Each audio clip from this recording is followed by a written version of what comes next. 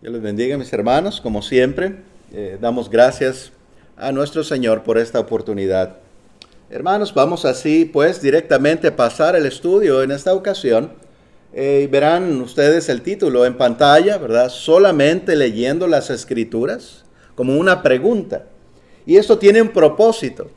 Vamos a estar viendo alguna enseñanza en las Escrituras, ¿verdad? Que, bueno, nos corrige una enseñanza, pues, que en ocasiones se escucha que se hace así, erróneamente, más es nuestro propósito en esta mañana, corregir, ver aquello según el contexto de Dios, ¿verdad? Si hay preguntas, si hay dudas al final de este culto a nuestro Señor, pues con todo gusto, por supuesto, pueden venir a mí y podemos seguir estudiando y escudriñando las Escrituras, como siempre, por supuesto. Así que, hermanos y amigos, el leer las Escrituras realmente es sumamente importante, es necesario para todos, aún para los cristianos y también, pues, para los que no han venido al Señor. Pues podemos pensar, esos son de los primeros pasos, ¿verdad? Para, pues, conocer las Escrituras, la voluntad de nuestro Dios, ¿sí? Al leer, pues mostramos nuestro interés y nuestro deseo de aprender. Por supuesto que es algo importante. Mas, como les decía, hay una enseñanza y me gustaría que comenzaran a buscar allá en el libro de los Efesios, en el capítulo 3 y versículo 4. Nos vamos a estar refiriendo, hermanos, a estos versículos, en varios de ellos, pero por ahorita solamente me gustaría empezar leyendo el versículo 4. Leamos sobre el leer. Algo redundante esto, ¿verdad? Pero es precisamente lo que vamos a hacer. Vamos a leer sobre las enseñanzas de el leer, ¿sí? Efesios 3:4 nos dice así, hermanos, y voy a tratar de estar yendo un poco rápido porque platicaba yo, ¿verdad? Que pues vamos a estar viendo varios versículos en esta ocasión y son necesarios, ¿verdad? A veces uno trata de no pues poner tantos versículos para no hacer tan larga, ¿verdad? El estudio, la predicación, pero pues solamente se pone aquello necesario, por supuesto. Efesios 3:4 nos dice así. Perdón, tenía el versículo equivocado aquí en la Biblia. Dice, leyendo lo cual podéis entender cuál sea mi conocimiento en el misterio de Cristo. Otra vez lo voy a leer. Leyendo lo cual podéis entender cuál sea mi conocimiento en el misterio de Cristo. Hermanos, me gustaría comenzar con decirles lo que en ocasiones se escucha, que se llega a una conclusión. Con este versículo, ahí solamente, se dice que leyendo la Biblia podemos entenderla todo, que solamente leyéndola podemos entender todas las Escrituras. ¿Sí? Bueno, pues es mi punto nuevamente, ver el contexto, lo que aquí nos está diciendo la Biblia, lo que la palabra de Dios realmente nos está enseñando, ¿verdad? Y bueno, pues para seguir viendo las Escrituras, me gustaría considerar dos versículos en donde Pablo nos enseña la importancia de leer. Sí, vamos a estar viendo varios puntos, hermanos, hasta llegar al final a aquello, ¿verdad?, que nos ayudará a entender estos versículos mejor, o ese versículo ahí en Efesios 3:4. Pero en Colosenses 4:16 vemos cómo era y es importante el leer la Biblia, leer las Escrituras, estas cartas, por supuesto, que se escribieron para los cristianos, para la iglesia del Señor de aquel tiempo y para hoy también y para siempre. Colosenses 4:16 nos dice así las Escrituras. Cuando esta carta haya sido leída entre vosotros, está diciendo Pablo a los colosenses, cuando esta carta sea leída entre vosotros, haced que también se lea en la iglesia de los laodicenses, y que la Odisea la leáis también vosotros. La de la Odisea la leáis también vosotros. Así que ese era el propósito, es la enseñanza que vemos aquí. Y también vamos a leer en 2 Tesalonicenses, ¿verdad? Vemos pues esta enseñanza, que las cartas que se mandaban a las iglesias, las cartas paulinas y en fin, toda enseñanza, pues era necesario que se aseguraran de que todas las leyeran, que se las intercambiaran entre las iglesias, según lo que estamos viendo aquí. Así que las iglesias, podemos saber, ellos tenían las escrituras desde el principio. Se mandaban estas cartas y los mandaban a otras iglesias. Y bueno, es otro punto, pero podemos aún pensar que quizás se hacían copias, ¿verdad? Porque aún ya había escribas. Ya había aquellos que hacían copias, pues, de las escrituras o de las cartas. En 1 Tesalonicenses, el libro ahí de enseguida, en el 5:27 nos dice así: os conjuro por el Señor que esta carta se lea a todos los santos hermanos. Vemos pues estos dos versículos, hermanos, y nos damos cuenta de la importancia de leer. Aún hoy en día, usted y yo en casa, seguir leyendo y constantemente. Y hemos hablado, ¿verdad?, que de la importancia que esto tiene. Y no solamente el leer, sino el escudriñar, nos dice las Escrituras, ¿verdad? Esto es de demasiada importancia para dejarlo pasar o para, ¿verdad?, no pensar en su importancia. Pablo nos recuerda el misterio antes escondido y que ahora es revelado. Ahora vemos en las Escrituras, al leerlas, un misterio que Dios había tenido escondido, que no había sido revelado, mas ahora, hermanos, es un gran gozo, debe ser un gran gozo para usted y para mí y para todos en el mundo, el conocer esto que Dios ahora nos revela. Como nos dice en 1 Corintios, capítulo 2, del versículo 6 al 8,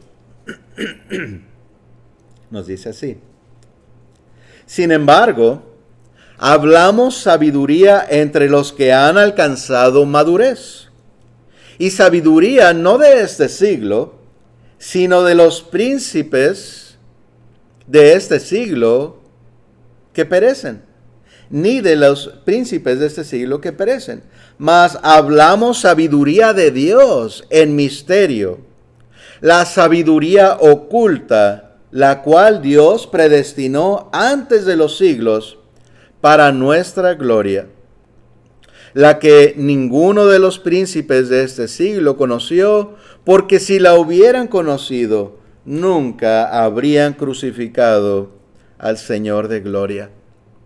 Entonces, hermanos, tenemos sabiduría, sí, pero sabiduría del Señor, sabiduría de su palabra. Algunos en el mundo se gozan, ¿verdad? Se levantan el cuello de decir, yo soy muy inteligente. Tengo muy buena, a veces es muy diferente, ¿verdad? Tener también buena memoria y ser sabios, ¿verdad? Pero hay aquellos pues que se levantan el cuello y dicen, yo soy muy inteligente, o muy sabio. En cuanto a las sabidurías o a las ciencias humanas. Pero la sabiduría verdadera es la palabra de Dios. Porque recordamos que si ganamos el mundo entero y perdemos nuestra alma, que si conocemos todas las ciencias aún del hombre, del mundo, pero perdemos nuestras almas, ¿de qué nos sirvió aquella sabiduría? De nada, porque eso se acaba, se termina y no nos salva. Mas la sabiduría de la palabra de Dios es así, y eso es ese misterio. Aquello que no fue revelado, aunque se anunció Se anunció aquello que vendría, pero no lo entendían aún los profetas en aquel tiempo.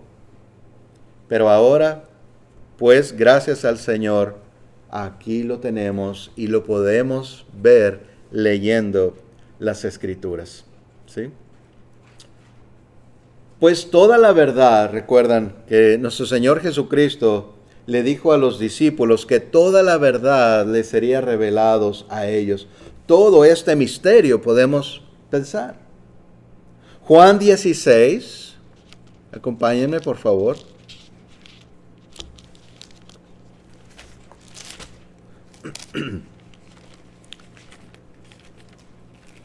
Juan, capítulo 16, versículos 12 y 13.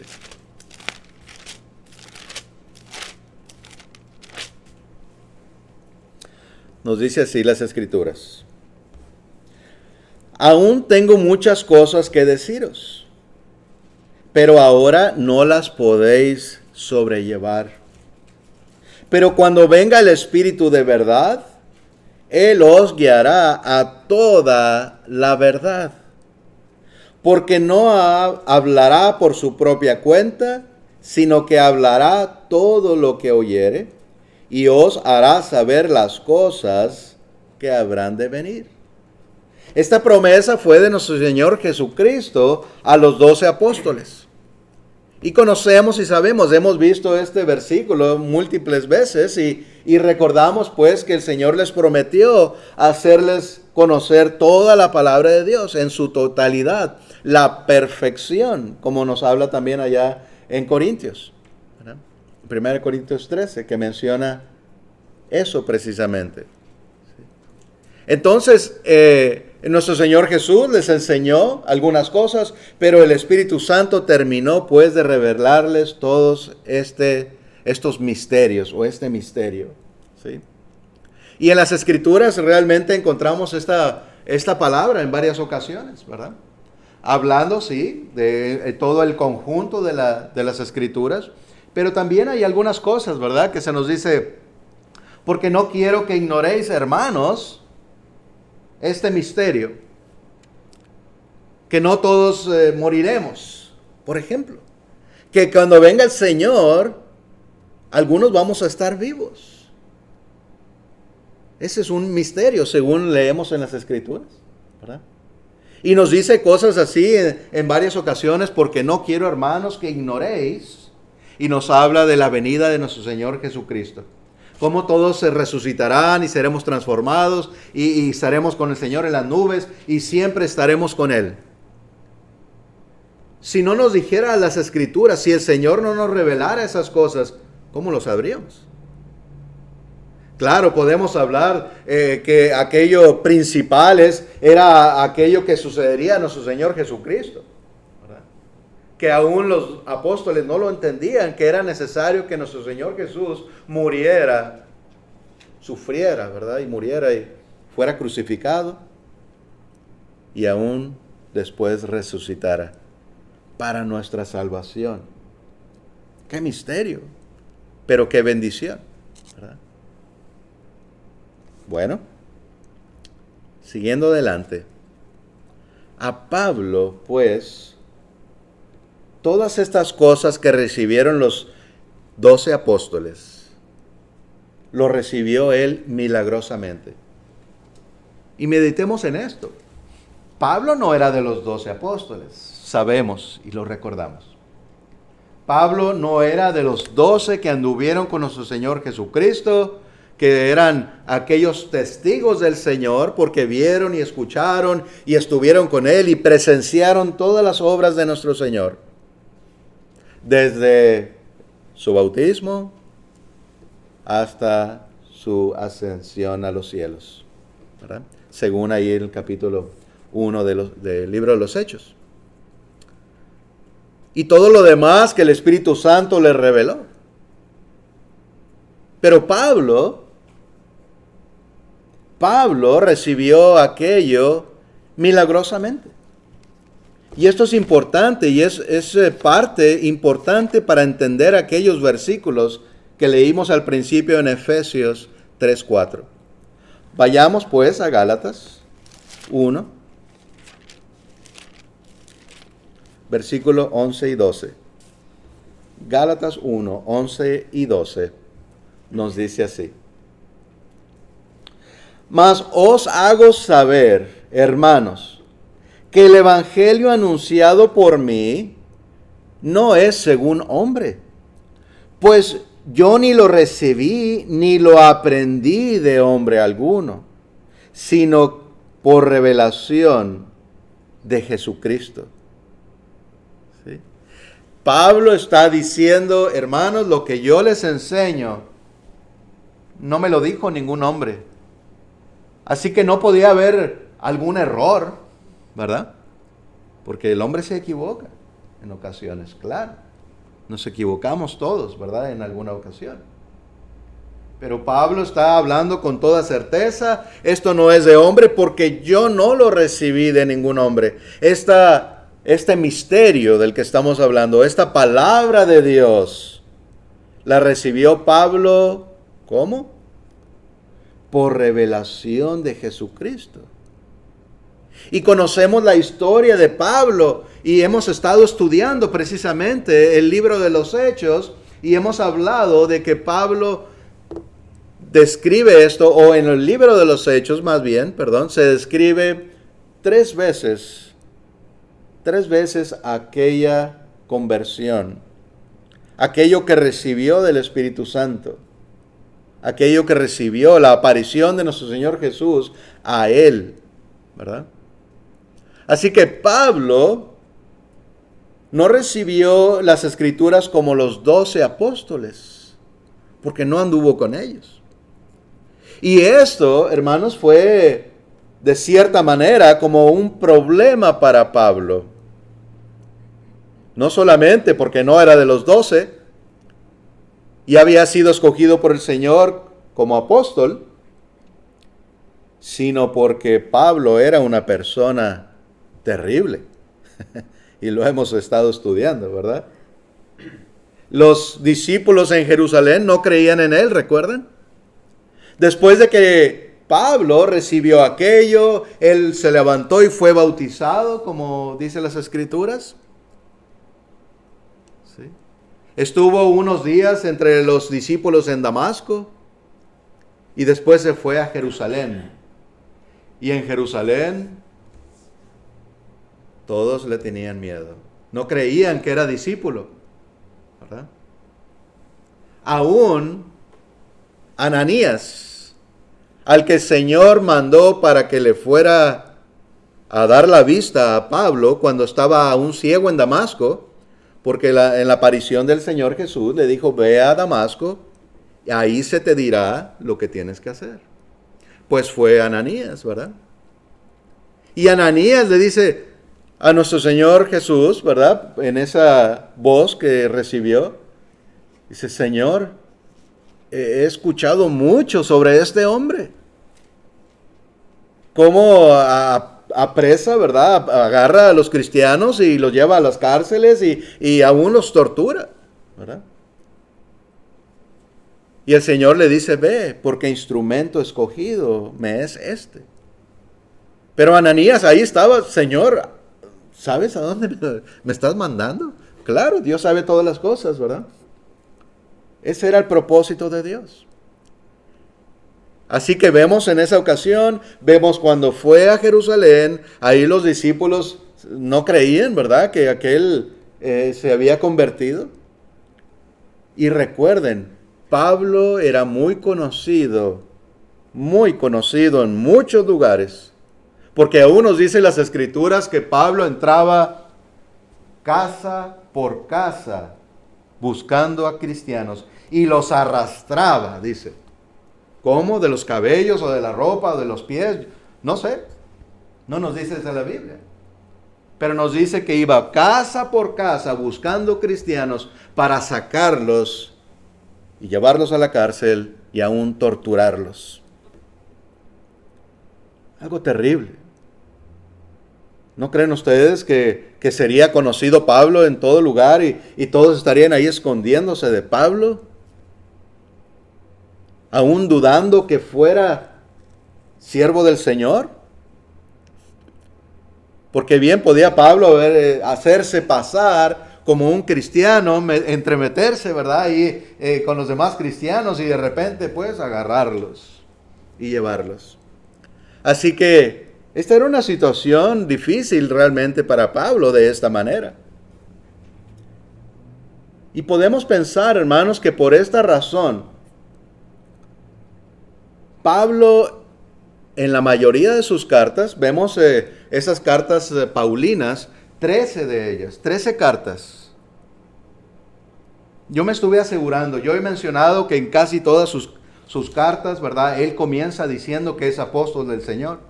Anoche yo estaba viendo libro por libro para asegurarme, ¿verdad? ¿Cuántos de estos libros comienza así Pablo? Y es la gran mayoría, sí.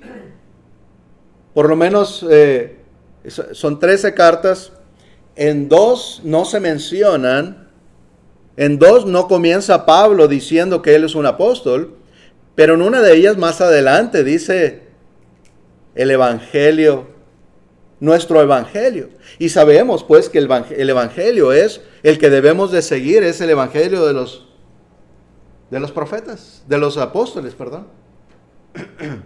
Según ahí Hechos, el capítulo 2, que nos dice que la iglesia perseveraba, ¿verdad? En el evangelio, en las enseñanzas de los apóstoles. Y Pablo pues se está identificando de esa manera. Así que la única carta es Filemón, una carta muy pequeña que tenía en realidad otro, pues podemos decir otro propósito, ¿verdad? Para hablarle a un cristiano en particular. Aunque también tiene enseñanzas, por supuesto, para la iglesia. Su gran mayoría, Pablo dice, soy apóstol del Señor, no de hombre, sino por Dios. Así que él se asegura, está tratando de constantemente decir, yo soy apóstol. Yo soy del Señor. Y en Efesios vemos esto precisamente. Esto es lo que Pablo está poniendo en claro nuevamente en Efesios. Que por revelación, no como los otros 12 que anduvieron con el Señor, sino por revelación le fue declarado este misterio. O sea, las Escrituras, el Evangelio del Señor. Regresemos pues a Efesios, como les había mencionado, por favor.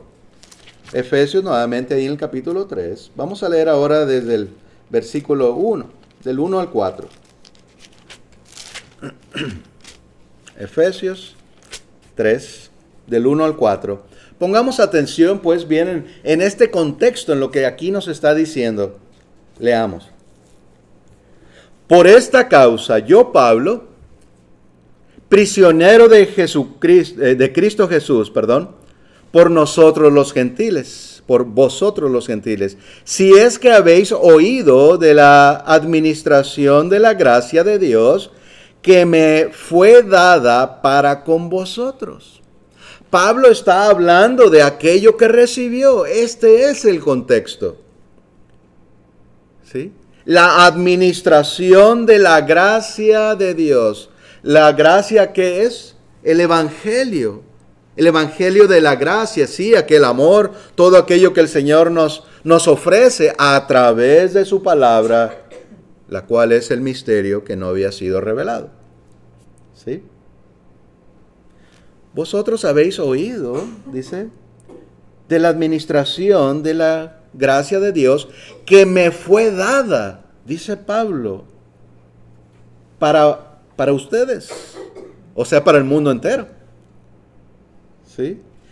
El 3 dice ahora, que por revelación me fue declarado el misterio como antes lo he escrito brevemente. Sigue hablando de este misterio que le fue dado. Ahora dice el 4, leyendo, lo cual podéis entender cuál sea mi conocimiento en el misterio de Cristo. ¿Cómo cambia el contexto? ¿Cómo pudiera cambiar el contexto a decirnos, leyendo podemos entender toda la Biblia? No, Pablo está diciendo, está explicando lo que recibió y ya ha dicho, yo lo he dicho ya antes, y si ustedes leen lo que yo he escrito anteriormente, ustedes pueden entender lo que recibí. Ustedes pueden darse cuenta, más bien, pueden darse cuenta de cómo recibí este misterio. Leyendo mis cartas, leyendo aquello, ustedes pueden darse cuenta que el Señor se me apareció, que el Señor me reveló aquello, y ahora yo lo entrego a ustedes. Sí. Ahora, otra vez, como decíamos hace rato, el leer es importante y necesario, obviamente, no hay duda alguna. Pero no nos está diciendo aquí que simplemente leyendo solos, sin que nadie nos diga nada, ningún cristiano, solos podemos entender todas las escrituras. Fíjense bien, esto es lo que se enseña. Y voy ahora a dar otros versículos para comprobar de otra manera que esto no es posible. ¿Cuál es el plan de Dios? Sí. Bueno, en cuanto a leer solo un inconverso, tenemos aquel ejemplo en Hechos 8. Recordamos, yo sé que quizá lo recordamos, pero me gustaría leerlo para que aquellos que están haciendo sus apuntes también, pues, recuerden y puedan poner aquellas notas que gusten ahí en sus papelitos. Hechos 8, 30 y 31 nos dice así. Acudiendo Felipe, que era un cristiano, no era apóstol del Señor, pero era un cristiano. Acudiendo Felipe le oyó que leía al profeta Isaías y dijo, ¿pero entiendes lo que lees? ¿Recuerdan? Es esta historia donde Felipe se acercó a aquel carro, iba aquel eunuco que nos explica ahí claramente quién era, y se nos dice que iba leyendo el libro de Isaías, ¿verdad? Y esto es lo que le pregunta, se acerca a Felipe, le dice, ¿pero entiendes lo que lees? Y el 31 contesta el eunuco. Él dijo, ¿y cómo podré si alguno no me enseñare? Y rogó a Felipe que subiese y se sentara con él. Y de ahí le comenzó Felipe a explicar. Y notemos ahí, ¿verdad? Que él, en esto que iba leyendo en Isaías, él pregunta al eunuco, te ruego que me digas, dice en el 34, te ruego que me digas, ¿de quién dice el profeta esto? ¿De sí mismo o de algún otro? Así que podemos entender que este eunuco, como cualquiera de nosotros, como cualquier persona, claro que entendía ciertas cosas.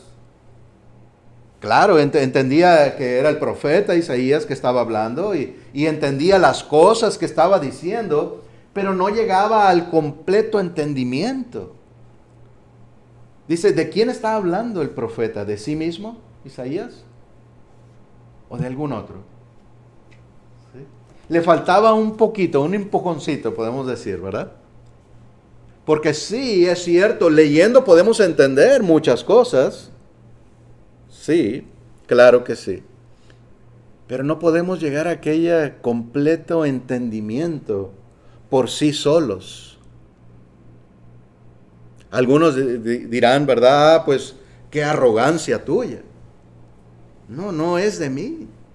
No es algo que yo digo, lo dice el Señor y lo vamos a leer en varios versículos. Claro que podemos entender mucho, pero ¿quién de nosotros, si nos ponemos a pensar, alguien podría decir, alguno de nosotros, que solos hemos entendido? No. Alguien nos tuvo que predicar, ¿no es cierto? A todos nosotros. Alguien, algún cristiano, miembro de la iglesia del Señor, tuvo que venir a enseñarnos, a abrirnos los ojos, a quitarnos ese velo, podemos decir, hablando de los judíos, habla las Escrituras, ¿verdad? Pero eso es la enseñanza. Tenemos que ser enseñados, y no porque lo dice Humberto, lo vemos en las Escrituras. ¿Sí? Cuando éramos sectarios, aún, ¿verdad? Porque hay quienes no saben nada de las Escrituras y hay quienes, bueno, han sido enseñados de cierta manera, pero no entienden completamente. Sí sabrán y entenderán algunas cosas de nuestro Señor Jesucristo, pero ustedes saben, como lo hemos, ustedes mismos habrán visto por su experiencia en la vida sobre estas cosas y aún estudiándolo aquí, que no tienen completo entendimiento. Aún no se sabe, no se entiende o no aceptan que hay una sola iglesia del Señor y que hay un solo bautismo y que tiene que ser correctamente y que hay autoridad de parte de Dios. ¿Quién puede bautizar? Y tantas, muchas otras cosas. El plan divino no es del hombre. O sea, es plan divino lo que estaremos leyendo. Es plan divino que a través de la iglesia se dé a conocer la palabra del Señor. Bueno, vamos a leer en Efesios 3, del 1 al 12, por favor.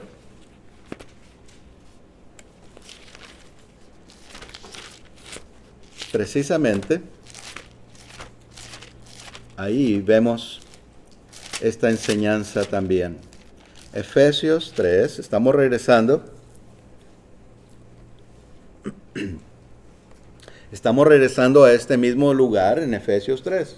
Pero vamos a leer ahora corrido del 1 hasta el 12. Aquí mismo se nos dice el propósito de Dios en cuanto a la enseñanza.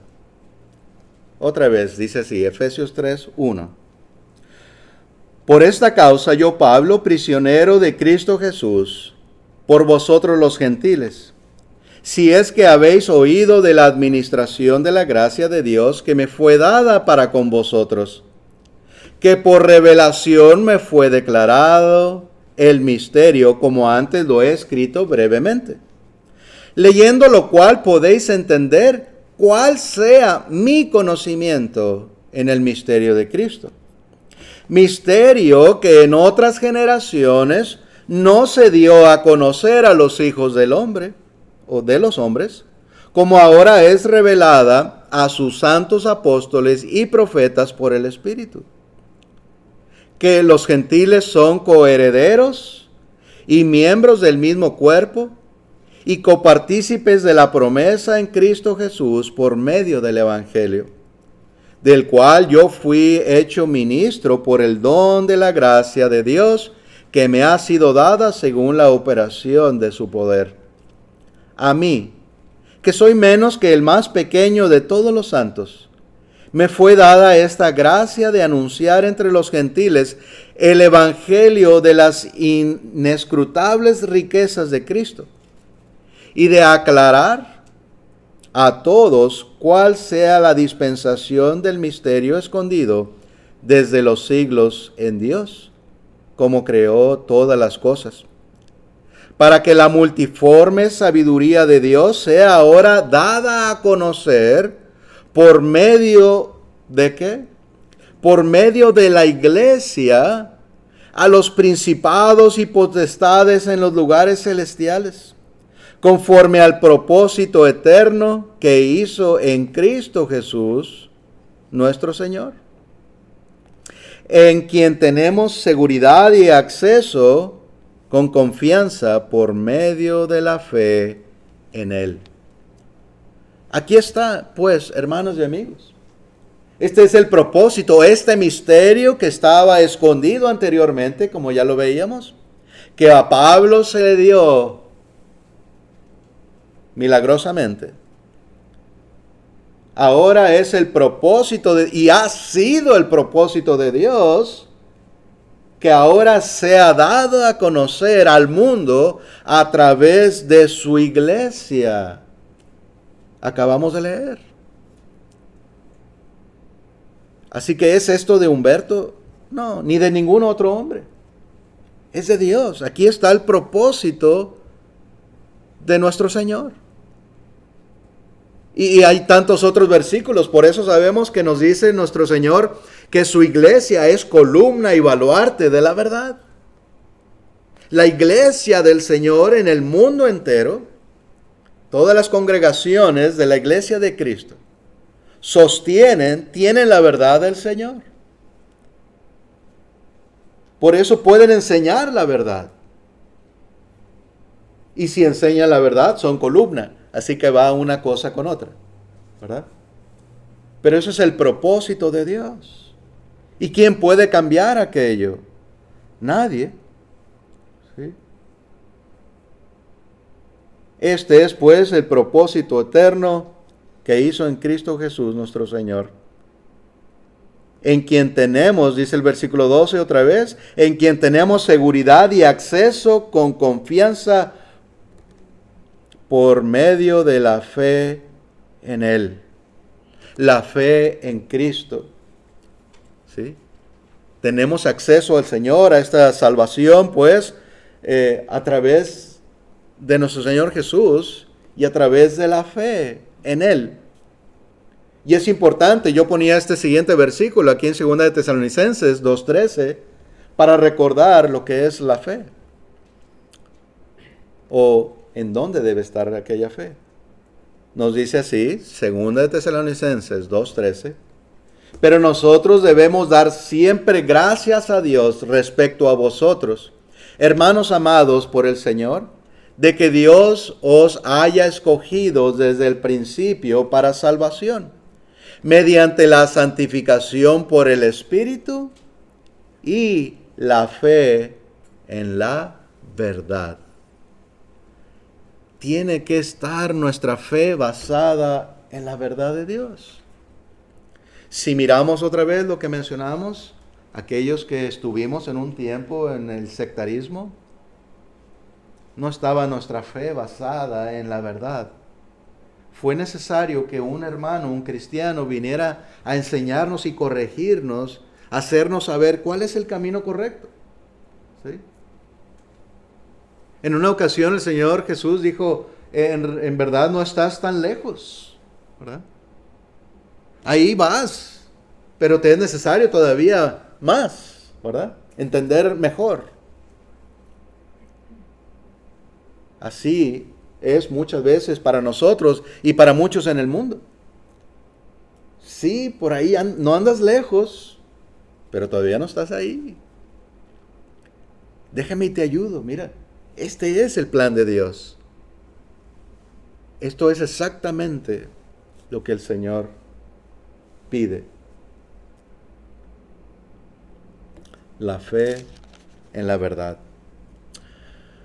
Ahora, hermanos, de otra manera, si no fuese así,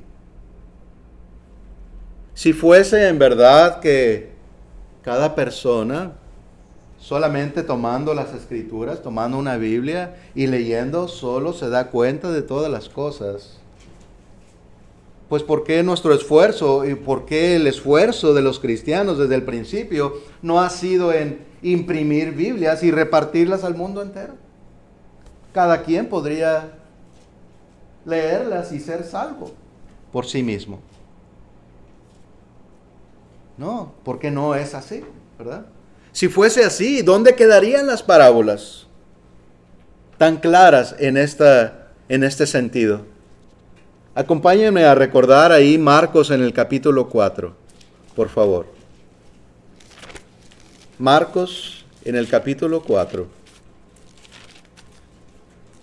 13 al 20.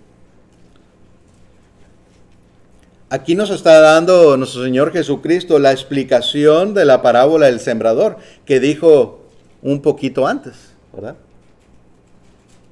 Marcos 4, del 13 al 20 nos dice así. Y les dijo, ¿no sabéis esta parábola? ¿Cómo pues entenderéis todas las parábolas? El sembrador es el que siembra la palabra. Y estos son los de junto al camino, en quienes se siembra la palabra. Pero después que la oyen, enseguida viene Satanás y quita la palabra que se sembró en sus corazones. Estos son asimismo los que fueron sembrados en pedregales, los que cuando han oído la palabra, al momento la reciben con gozo, pero no tienen raíz en sí, sino que son de corta duración. Porque cuando viene la tribulación o la persecución por causa de la palabra, luego tropiezan. Estos son los que fueron sembrados entre espinos, los que oyen la palabra. Pero los afanes de este siglo y el engaño de las riquezas y las codicias de otras cosas entran y ahogan la palabra y se hace infructuosa. Y estos son los que fueron sembrados en buena tierra, los que oyen la palabra y la reciben, y dan fruto a 30 y a 70 y a 100 por uno. ¿Qué nos enseña pues esta parábola de nuestro Señor? Que hay quien siembra la semilla. Hay quien anda ahí repartiendo, como lo entendemos y lo sabemos, ¿verdad? En la siembra que hay en el mundo entero. Tiene que haber alguien que vaya a estar poniendo las semillitas aquí y aquí. Y entonces crecen las plantitas, ¿verdad? ¿No pueden las semillas solas sembrarse? Tiene que haber un trabajador, un sembrador. Y aquí nuestro Señor Jesús especifica, el sembrador es el que predica la palabra. Usted, hermano y hermana, que predica la palabra a alguien, está siendo un sembrador. ¿Sí? Ese es el trabajo de usted y mío y todos los cristianos, todos los hijos de Dios en el mundo. Sembrar. ¿Sí? La semilla pues no se siembra sola. Vamos a otra enseñanza, ¿verdad? Y todo va con este mismo sentido de que no puede ser así, que solos, ¿verdad? Sino que tuvo que haber alguien que nos enseñara. Juan 4 ahora, por favor. Juan 4, 36 al 38. Vamos a leer ese versículo. Es Juan 4, 36 al 38. Nos dice así. Y el que siega recibe salario y recoge fruto para vida eterna, para que el que siembra goce juntamente con el que siega. Porque en esto es verdadero el dicho: uno es el que siembra y otro es el que siega. Yo os he enviado a segar lo que vosotros no labrasteis, otros labraron, y vosotros habéis entrado en sus labores. Bueno, pues hablando de Juan el Bautista, ¿verdad? ¿Recuerdan cómo Juan preparó el camino para el Señor? ¿Verdad? Hizo que muchos se arrepintieran y vinieran a Él. Así que los resultados de aquello que Juan el Bautista predicó y enseñó o sembró, también se vieron en el tiempo de Jesús y en el tiempo de los apóstoles. ¿Sí? Preparó el camino para el Señor. Hizo que muchos entendieran. Así que no solos. Siempre se necesita aquel obrero. Siempre se necesita aquel que prepara el camino o que siembra la semilla. ¿Sí? Esa es la enseñanza de nuestro Señor.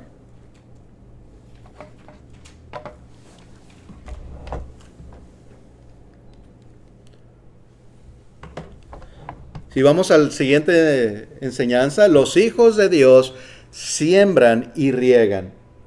En Primera de Corintios, vamos ahora a este versículo. Primera de Corintios, capítulo 3, versículo del 5 al 8.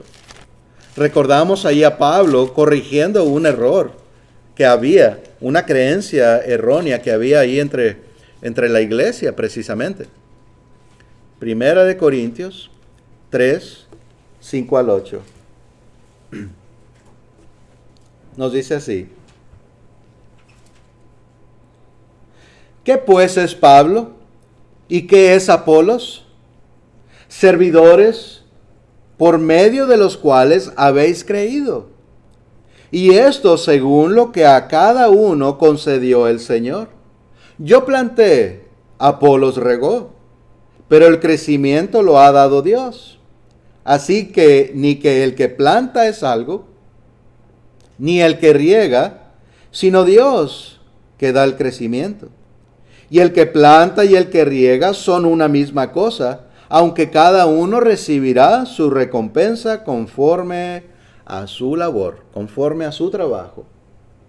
Este es lo que está diciendo Pablo.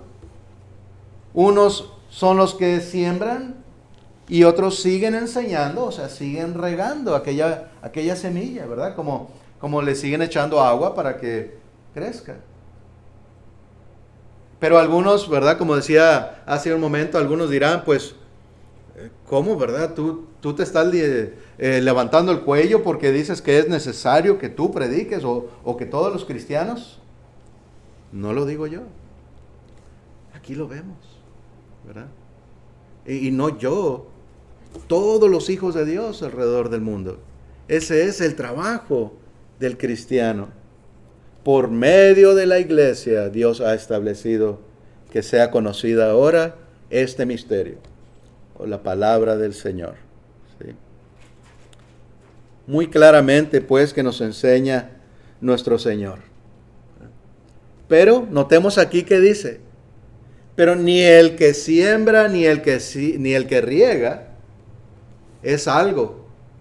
No somos nada. No podemos levantarnos el cuello, como dicen algunos, ¿verdad? No podemos ser engreídos por tal cosa porque no es obra nuestra, sino que es de Dios. Así que, dice las Escrituras, aún después de haber cumplido, aún después de haber hecho todo lo que Dios manda, debemos de decir que siervo inútil soy, porque lo que me mandó Dios hacer he hecho, ¿verdad? O sea, que no es nuestro. Y está indicando el tipo de humildad que debemos de tener. Sí, obedeciendo a Dios humildemente. No somos nada, ni el que siembra, ni el que sigue regando, sino Dios, que es el que da el crecimiento. ¿Verdad? ¿En dónde quedaría, pues, esta enseñanza? Si la semilla sola se sembrara, si la semilla sola se regara. De ninguna manera. El árbol malo, esta es otra enseñanza muy clara también.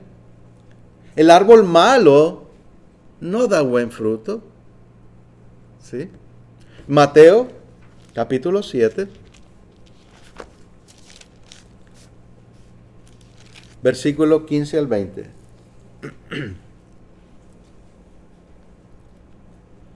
Nos dice así: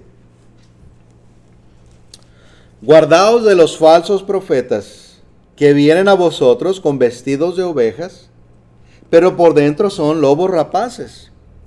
Por sus frutos los conoceréis. ¿Acaso se recogen uvas de los espinos o higos de los abrojos? Así todo buen árbol da buen fruto, o da buenos frutos, pero el árbol malo da frutos malos. No puede el buen árbol dar malos frutos, ni el árbol malo dar frutos buenos. Todo árbol que da buen fruto que no da buen fruto, es cortado y echado en el fuego. Así que por sus frutos los conoceréis. Ahí está, pues. Como cristianos, como hijos de Dios, debemos ser buenos árboles. Porque damos buenos frutos. Porque estamos en la verdad de Dios y la verdad os hace libres. Como nos dijo nuestro Señor Jesucristo, ¿verdad? Pero antes que viniéramos al Señor, no éramos buenos árboles aún. Aunque dijéramos, pues yo era una persona buena o yo una persona tranquila. Bueno, quizás sí, pero no habíamos aún venido al Señor, no habíamos sido perdonados y todo mundo tiene pecados. Así que eso nos hace no ser buen árbol. Y no estábamos en la enseñanza correcta de Dios, lo cual nos hace un mal árbol. Y si enseñamos a alguien más esas malas enseñanzas, ¿podemos hacer salvo a alguien si nosotros mismos no éramos salvos? No, ¿verdad? No, de ninguna manera. Así que igual, aquella persona que está leyendo las Escrituras, pues aún no es un buen árbol ante Dios. Es un mal árbol y no puede él solo dar un fruto para sí mismo, ¿verdad? O alguien más que no es del miembro de la iglesia del Señor, dar un buen fruto. Porque ni aún esa persona, ¿verdad?, es un buen árbol ante el Señor. Pero nos gozamos, ¿verdad?, que sí, en el Señor somos aquellos buenos árboles y seguimos predicando, pues, y enseñando y dando buenos frutos. Y el Señor dice, y de una semilla que se sembró en nosotros, debemos de dar 1 por 30 y por 70 y por 100, y dar muchos frutos buenos. Cada uno de nosotros debemos de esforzarnos por hacer tal cosa.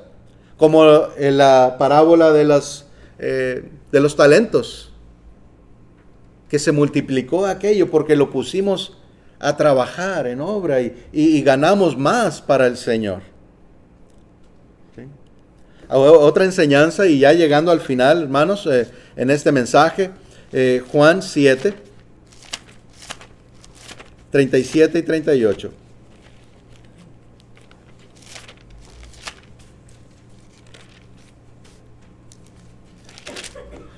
Juan 7, 37 y 38 nos dice de la siguiente manera, en cuestión, otra manera de hacernos saber aquella verdad, aquella fuente de vida, como nos dice aquí. Juan 7, 37 y 38 dice, en el último y gran día de la fiesta, Jesús se puso en pie y alzó la voz diciendo, si alguno tiene sed, venga a mí y beba. El que cree en mí, como dice la Escritura, de su interior correrán ríos de agua viva. ¿Sí? Esto nos está indicando, sabemos que el Señor es la fuente de la vida. Nuestro Señor Jesucristo es la vida. Él es el camino, Él es la puerta por donde debemos entrar a esa salvación, a la iglesia, al reino del Señor. Pero también, según nos está diciendo aquí y en otros versículos, vemos que el cristiano, el que viene al Señor, también puede ser una fuente de vida, una fuente de agua viva, ¿verdad? O sea, ¿por qué? Porque hemos recibido esa vida del Señor, que es su palabra, es su evangelio, su verdad, y eso mismo predicamos. Y con esa predicación y esa agua de vida, otros vienen a esa vida eterna también. ¿Cómo pues puede recibir a alguien la vida si no la recibe de alguien que la tiene?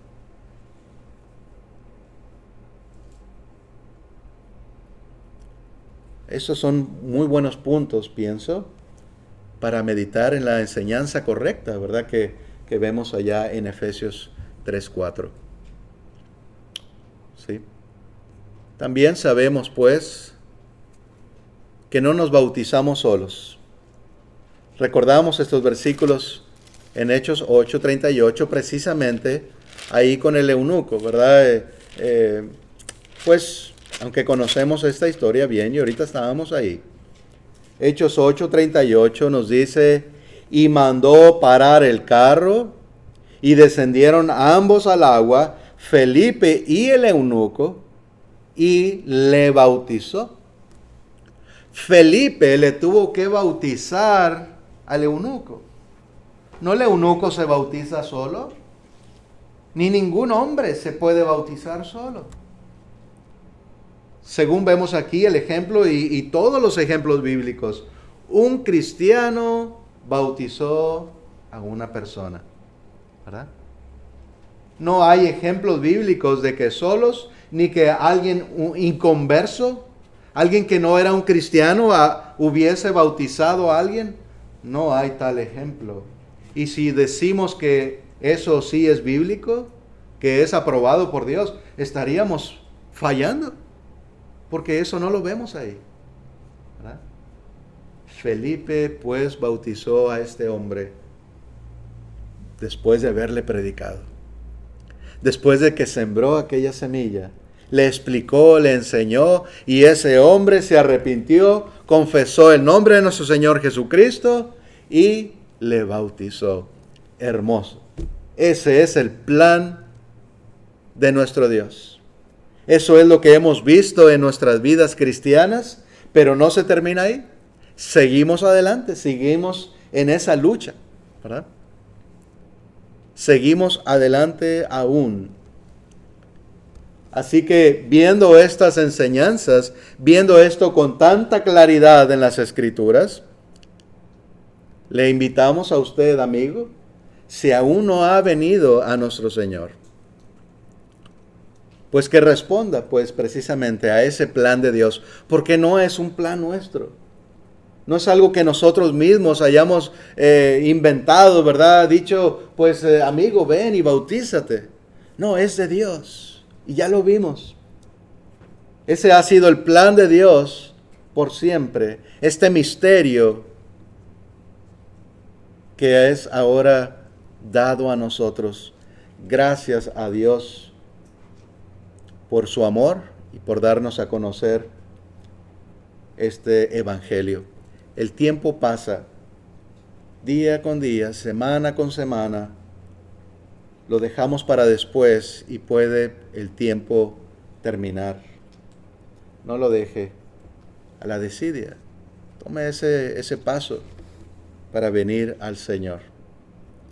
Como sabemos, en Mateo 15:16 también claramente, en cuanto a lo que estamos estudiando en esta ocasión, y les dijo, id por todo el mundo y predicad el evangelio a toda criatura. El que creyere y fuere bautizado será salvo, mas el que no creyere será condenado. Ahí está muy claramente el mandamiento de nuestro Señor. Manda a cada cristiano ir, buscar a las personas, predicad, enseñarles, porque a través de la iglesia, a través de los cristianos, el Señor, nuestro Dios, ha establecido que así se dé a conocer su evangelio. Hermanos, cumplamos pues con esto. Y amigos, vengan, reciban esta salvación de nuestro Señor. Dios les bendiga, gracias por su atención. Ahora nuestro hermano Andrés nos dirá.